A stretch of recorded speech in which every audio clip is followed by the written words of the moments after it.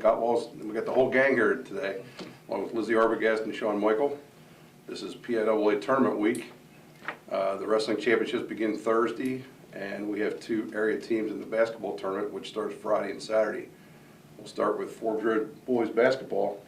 They're in the Class A first round Friday against Bishop Guilfoyle at Altoona Fieldhouse at 8. Yeah, and early reports on Bishop Guilfoyle, it's tough to say. It's harder than it looks. But anyways, they have 4 of their 5 starters are averaging right around 10 points a game. So it seems like a balanced attack. I mean, we haven't watched them play this year, but from what we've seen, it looks like a balanced attack. They're 19-6. They've had one common opponent, which doesn't bode well for Forbes Road.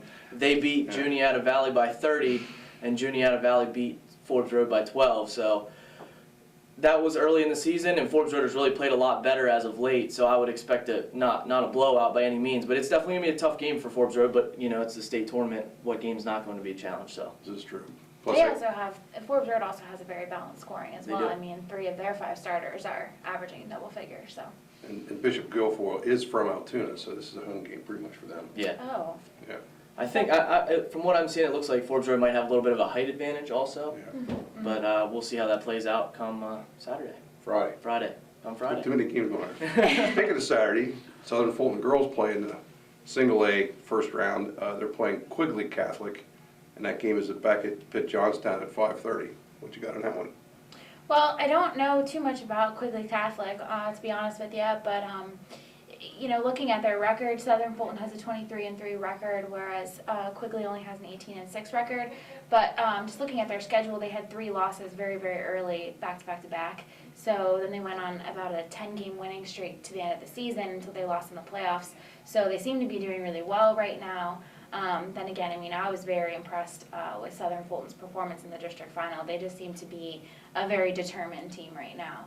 And they have a couple of seniors that I think, are really, really hungry to continue to win. And they love UPJ. Terry Bard loves UPJ. Yeah. They also got good experience last year. Yeah. They won, what, three state tournament games? Yeah, 3 games. So they went all the way to semifinals. So. And you touched on it a little bit. I think the way they played in that district final, if they play that way through states, they're going to be a hard team to beat no matter who they're playing. I mean, they played really well. Macy, Ashley Roman, and Olivia Modern all had great games. Allison Spade was great off the bench. I mean, if they have that kind of balance, I think they're going to be really tough to handle in states. Right. I think teams that haven't seen Macy Hollins have it.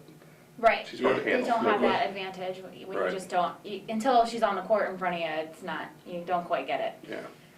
Okay, then we have the wrestling, which starts Thursday at Giant Center.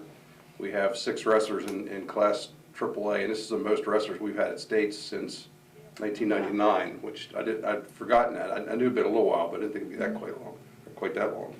We have 3 from Chambersburg, Garrett Kiners at 126, David Rumps at 138, and Calvin O'Farrell's at 170. Shippensburg has 2, Chandler Olson at 120 and Dylan Herb at 195, and James Buchanan has Casey Glenn at 182. And all these guys, it's first time up there, so that's usually critical, but there's a number of underclassmen which should help. I think maybe they might be able to bring back maybe 3 medals, but then I never thought we were going to get 6 to state, so I'm not sure if I want to predict anything or not. We've been a little spoiled lately because Chambersburg has had 8 medals in the last 3 years, which is just, we've never done that well around here, the whole area, so it's been crazy. So let's see if they can keep it going. Any comments on wrestling there, Sean? Well, what I was going to ask you is, out of those 6 wrestlers, who do you think, you got a chance to look at the brackets, who do you think maybe has the best chance to advance, maybe get to that semifinal match? Well, or, I think that Casey Glunt and Dylan Herb probably have the best pairings in the first round, and Chandler Olson not too bad. I think that the Chambersburg kids all have pretty good kids first round, so but you have to win 2 matches somewhere to get a medal, so it doesn't matter if you lose the first one, you still come back and get a medal. But how tough is it to lose the first match and then come back and wrestle back? Well, you're wrestling against another kid who lost first round.